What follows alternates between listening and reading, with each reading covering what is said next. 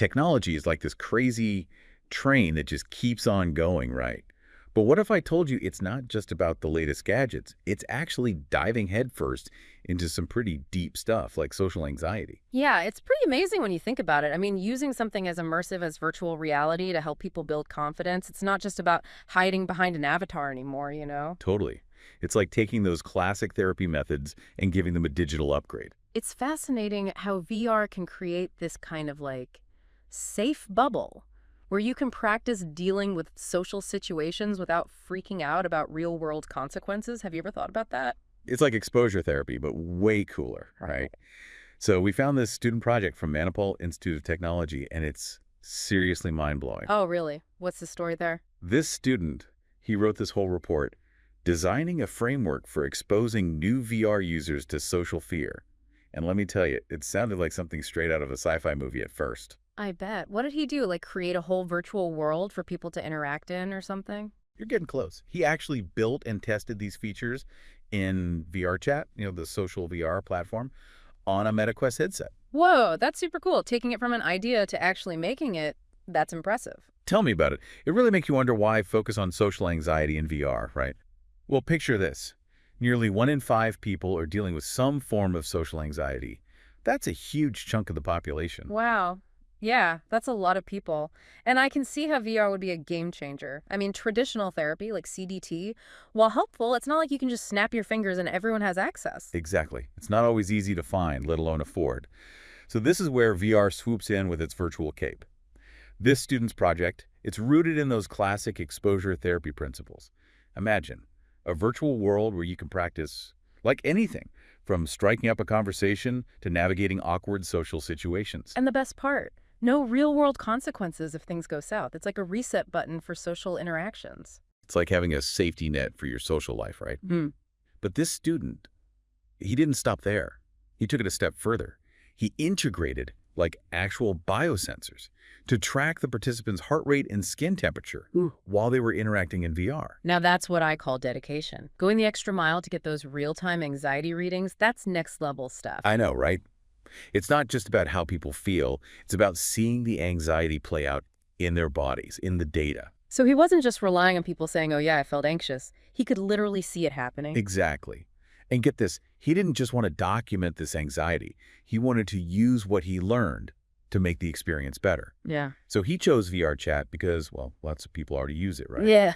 But he wanted to find a way to smooth out those rough edges, those anxiety-inducing moments. It's like taking something that's already pretty great and fine-tuning it to be even better. So smart. Totally. Yeah. And by looking at the ways people were getting anxious in this virtual world, he could actually design features to combat those anxieties. It's like he took a magnifying glass to the data and said, aha, let's fix this. He used their anxiety to fuel his creativity. That's amazing. So how do you actually set up this whole experiment? Did he just toss people into VR chat and let them loose? He was a little more strategic than that. He brought in this group of young adults, all who experienced social anxiety. They were the brave souls who volunteered for this deep dive into social VR. That makes sense. Keep it controlled, you know? So how many people are we talking? Like a small army of anxious volunteers. It wasn't a massive group, no. He wanted to keep it manageable, so he worked with 15 participants, all between 18 and 24. So a tight-knit crew, all dealing with social anxiety, ready to see what this virtual world was all about. What did he actually have them DO and VR chat, though? Like, what were the tests? So first he did these pre-task interviews, kind of to get a baseline of their anxiety level. Okay, like a before picture, right? Yeah, exactly. Think of it like a snapshot of their anxiety before they even step foot into the virtual world. And then it was time for the main event, VR chat. Yep, that was the challenge. Diving headfirst into VR chat, he gave them a task that a lot of us might, not even think twice about, but for someone with social anxiety, it can be a big deal. I'm already feeling nervous for them, and I'm not even the one wired up to the sensors. Right. He basically asked them to strike up conversations with other users in VR chat and try to find some common interests, like you would in real life. Oh, man, I don't know if I could handle that. I mean, I get nervous enough just making small talk at a party, let alone knowing my heart rate is being tracked the whole time. Was he trying to see if those real-world anxieties would, transfer over to the virtual world. Exactly. Yeah. Because even though it's a virtual world, our bodies don't always get that memo, do they? It's like our brains are still hardwired for that fight or flight response, even if there's no real danger. Right. So after the interactions, he did post-task interviews and had them do surveys just to get their initial thoughts and feelings. But the really juicy stuff, that's where the biosensors come in. Spill the tea. What did those sensors pick up? Well, you won't be surprised to hear that their heart rates were not exactly chill during those interactions. I can imagine. Were they like skyrocketing the whole time? Pretty much. During their conversations, their heart rates, on average, spiked up to 118 beats per minute. Wow. Okay, so to put that in perspective, their average resting heart rate was around 84 beats per minute, right? Yep, you got it. So that's a pretty significant jump. It's like proof that even though it's just a virtual world, their bodies were reacting as if they were in a real, live social situation. And it wasn't just heart rate either. Their skin temperature went up too during these interactions, reaching an average of 102 degrees Fahrenheit. So basically, every sign pointed to stress mode activated. It really goes to show you how connected our physical and mental states are, even when we're just interacting with, like, pixels on a screen.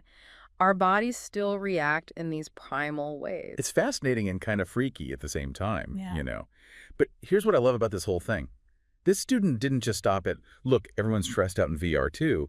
He wanted to use those findings to actually make things better. He's all about solutions, which I love, but how do you even begin to tackle something as complex as social anxiety, even in a virtual setting? He basically used those anxiety triggers as like design inspiration, which is super cool.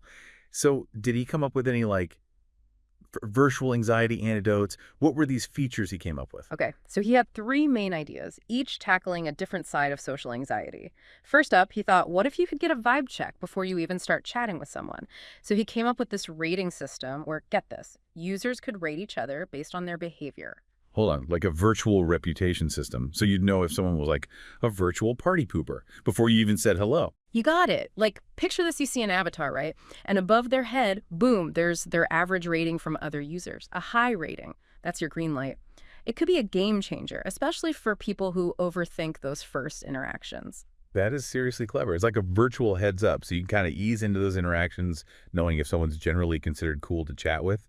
What else did he cook up in his virtual lab?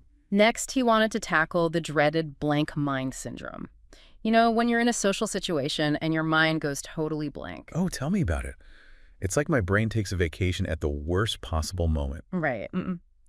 So he created this conversation starter tool. Basically, it gives users access to all these prompts and icebreakers just to get the ball rolling. Genius. It's like having a virtual wingman ready with the perfect opening line.